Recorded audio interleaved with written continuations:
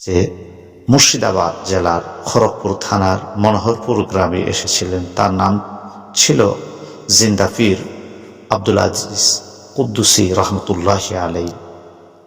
তিনি গঙ্গা নদীর তীরে কবর খনন করে তিনি সেখানে ধ্যান করতেন। আর সেই কবরের ভিতর থেকে কখনো 7 দিন পরে, কখনো বা 40 দিন পরে তিনি বের হতেন। আর যেদিন তিনি বের হতেন সেদিন নিমের নাড়ু খেতেন, কাঁচা লঙ্কার শরবত খেতেন।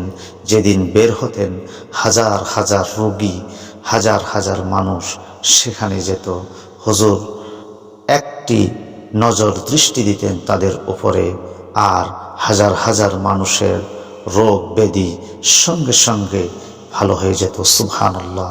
জিন্দা পীর আব্দুল আজিজ কুদ্দুসি রহমতুল্লাহি আলাই মানুষ পোড়ানোর গন্ধে অতিষ্ঠ হয়ে তিনি গঙ্গা নদীর পাড়ে গেলে, কারণ এই গঙ্গা নদীর পানি দিয়ে তিনি গোসল করতেন, উজু করতেন, তাই তিনি গঙ্গা নদীর পাড়ে গিয়ে পা দিয়ে গঙ্গা নদীকে আঘাত করলেন আর বললেন, এ গঙ্গা এখান থেকে দূরে সরে যাও, এ গঙ্গা এখান থেকে দূরে সরে যাও, এ গঙ্গা এখান থেকে দূরে সরে যাও।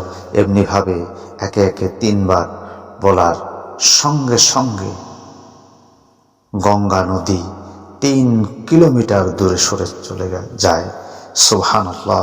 কত বড় একজন আল্লাহর ওলির কেরামত, আল্লাহর ওলির ক্ষমতা।